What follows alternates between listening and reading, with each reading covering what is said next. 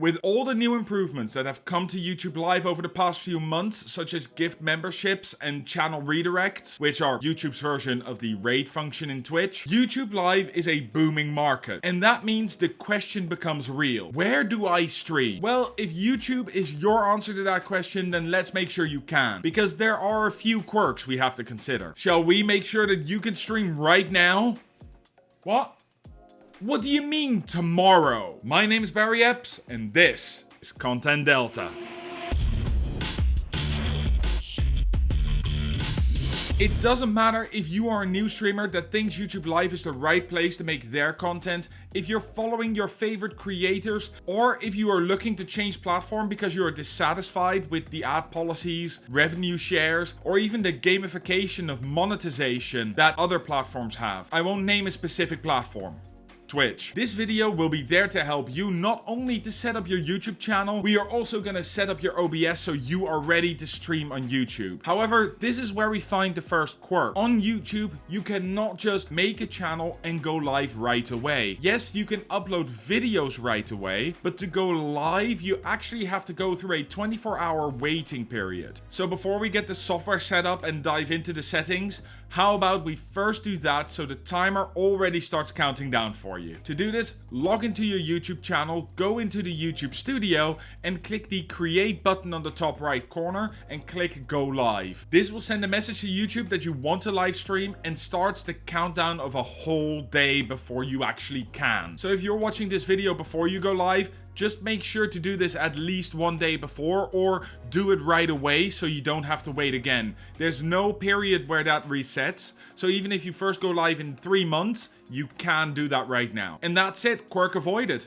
Now, let's move on to what you will actually need to stream on YouTube. However, before we do that, if you have any questions after this video, remember I stream every Wednesday, Thursday, and Sunday over on twitch.tv/MathmanEU, where I venture to answer all your questions live on stream. If I can't, however, then we have an amazing Discord with a growing community of people helping each other with all the tech issues, hardware issues, software issues, and even how to set up charity stream or event streams. If you want to join that and become part of that community, I'll leave a link to it down below. 24 hours later. Okay, it's been 24 hours and it's time for us to go live. To do this, we head back into the YouTube studio and all we have to do is click the create button and go live. You will then be prompted with a few questions. First, choose to schedule your stream and then say that you're using streaming software, because I'm going to show you how to set up your OBS for this as well. YouTube does allow you to just go live with just a webcam, but by setting up OBS, you are guaranteeing a better quality and finer control, which I would 100% suggest because it is so easy. Once you've done that, you can simply schedule a stream by clicking the big blue button on the top right,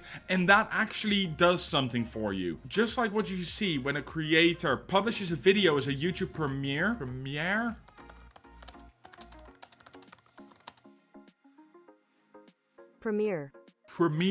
Just like when you publish a video as a YouTube premiere, it already sets the stream ready in people's recommended without actually pushing notifications to your subscribers until you're actually live. This allows people to jump into the chat and already get a little bit of engagement going before your stream even goes live. This is actually a big plus for YouTube because people start to expect your streams in a different way than to many other platforms.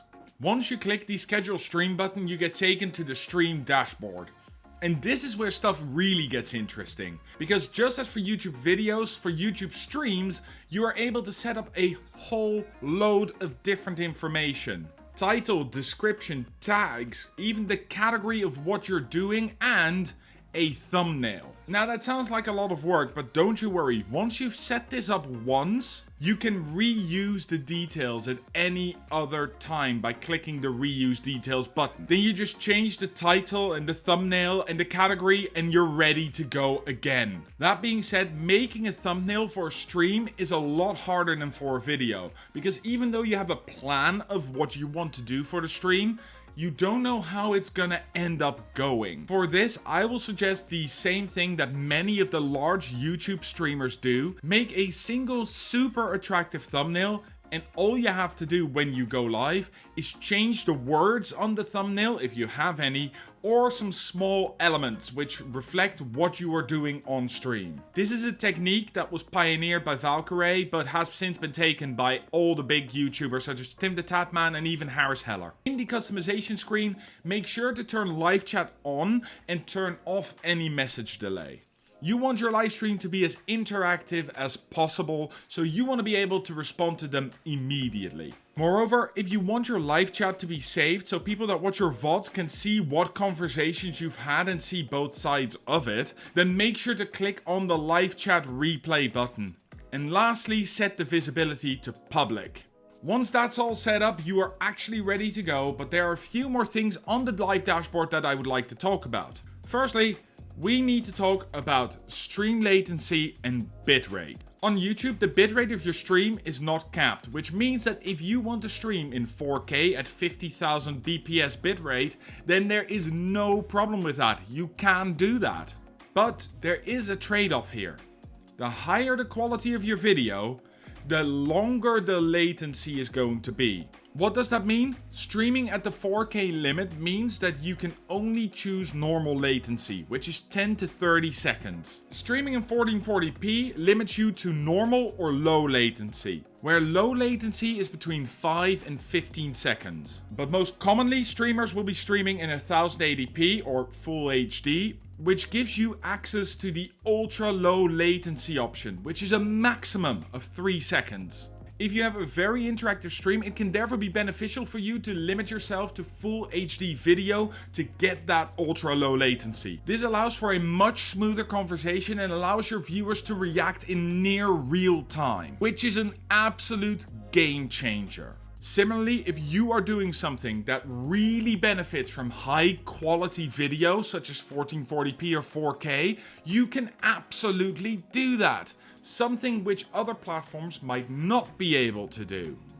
Just know that it will impact your latency and therefore your interactivity. Secondly, unlike Twitch, YouTube actively looks for an OBS connection before allowing you to stream. So let's make sure we set that up correctly. So to set up your OBS, I'll leave a link down below where you can download it and then you have to install it. For that, just follow the instructions. It's really not anything that I have a say in because it all depends on your internet connection. Once that has been downloaded, head into the settings and head into the stream tab. For the service, choose YouTube RTMPS and connect your account. That should load all the details straight into your OBS so you don't have to worry about anything anymore. But you could use a stream key as well. That one is displayed in the YouTube stream dashboard, so you just have to copy and paste that and it should work as well. However, by connecting your account, you get access to more things. So please, if it works, use that version. Now, all you need to do is click that start streaming button to go live and you're ready. Wait, what about an overlay? Well, have I got you covered there. This is the Voyager overlay pack and it's Content Delta's first fully animated overlay pack. It comes in 5 different colors: red, blue, green, purple and orange, and you can grab them right now. If you want to know how to install them or you want a code to get one color completely for free, then make sure to check out the video right here. Just like with Twitch, connecting your YouTube account through OBS allows OBS to make an immediate chat box for you that you can dock in OBS. On top of that, if you use something like the Stream Elements Live plugin, you can also see all the subscriptions and all the activities that happen on your YouTube channel straight in OBS. This is especially good when you get to the monetization stage, which we'll talk about more later. And now that your OBS is set up, let's go to the last point I wanted to talk about the stream dashboard on YouTube. YouTube allows you to automatically start and stop your stream when it realizes OBS is streaming to it or has stopped streaming to it, just like Twitch does. By doing this, you make the setup of your streams a lot easier and that removes a little bit of a barrier.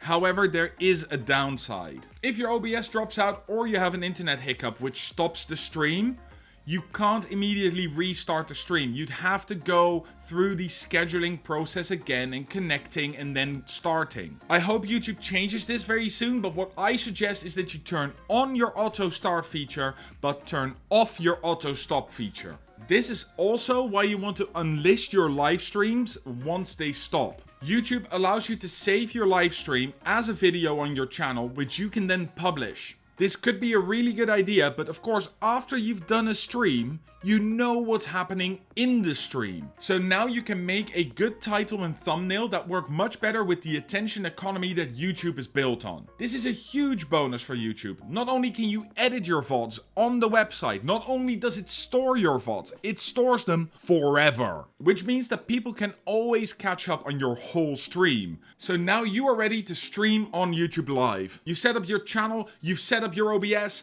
and all your VODs are saved to your channel. Time to rake in the dough. Time to get monetized.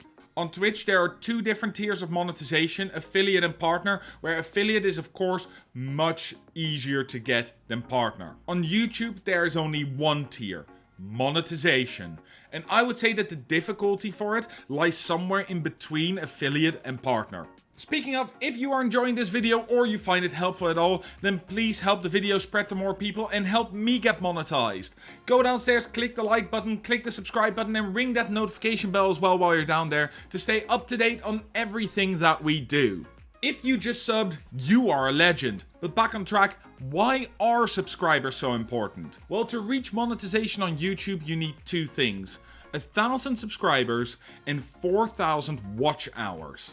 And yes, live streams count towards the watch hours. While this is harder to reach than affiliate on Twitch, there's one huge advantage to having monetization on YouTube. Shorts, videos, and live streams all in one place. Seriously, this means that every action you take to grow your channel works towards that monetization threshold. And while I can't fully commit to having all your monetization coming from one place, remember we've talked about diversification in another video before, it does give you a great bedrock to start working out from. So, if you do it right, monetization on YouTube should be far more impactful than monetization on Twitch, which will help you reach your goals faster. Speaking of, what are the goals that you've set for your YouTube channel? Let me know in a comment down below. Now you are ready to stream on YouTube.